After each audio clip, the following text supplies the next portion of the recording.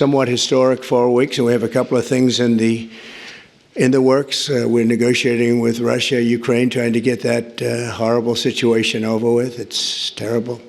It's just so terrible. I see pictures that you fortunately don't get to see. You don't want to see them. And that is a killing field. You have young soldiers being killed, thousands a week, and we got to get it over with. It's bad for Russia, and it's bad for Ukraine, and it's bad for us on a humanitarian basis. I've had very good talks with Putin, and I've had not such good talks with Ukraine. They don't have any cards, but they play it tough. But we're not going to let this continue. This war is terrible. It would have never happened if I were president, but it did happen, so I got stuck with it, and the whole world is stuck with it. And right now you have a country that has its cities, they look like demolition sites. Those beautiful towers, those 1,000-year-old golden domes that were so beautiful, the most beautiful in the world, they say, they're all in smithereens.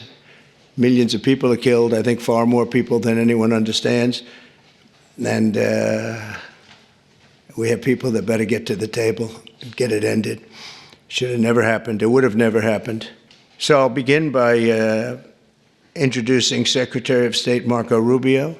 He scares me because he got 99 votes.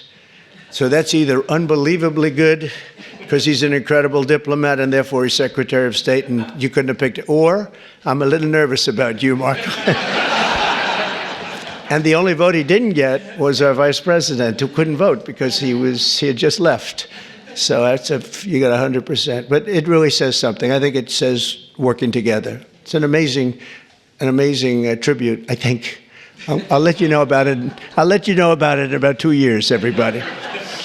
Marco's been great, and he's been in some big meetings with people at the highest level of states that we would say, states meaning other countries, that we would have said wouldn't have dealt so well, but they're dealing very well. You have a great group of people with Steve Witkoff and Michael Waltz, and we're making amazing progress. I mean, we've made more progress on that situation, which is Ukraine, than they have in 3 years. Again, it's so sad that it began, but we're also working very hard in the Middle East. Another one that wouldn't have happened, we would never have had, you wouldn't have had October 7th. They had no money, Iran was broke. We had sanctions up on Iran that nobody's ever seen before. They were literally broke, and they were not giving any money to Hezbollah, to Hamas. And how about Hamas yesterday with the babies? How about that, you know? We're going to take that. We're going to continue to take that? I don't think so. But I want to just thank you, Marco, for doing a great job. And Scott, you also. Scott went all the way to Ukraine. I said, don't do it.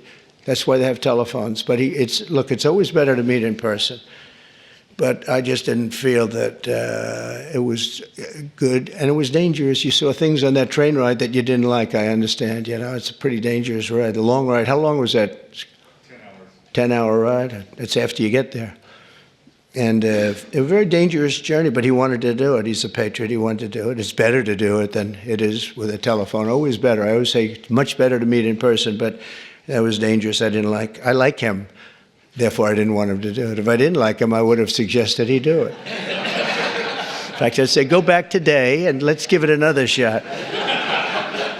But I hear that they're going to agree pretty much with what. But that's not the big thing. The big thing is getting it done. And we'll get it done.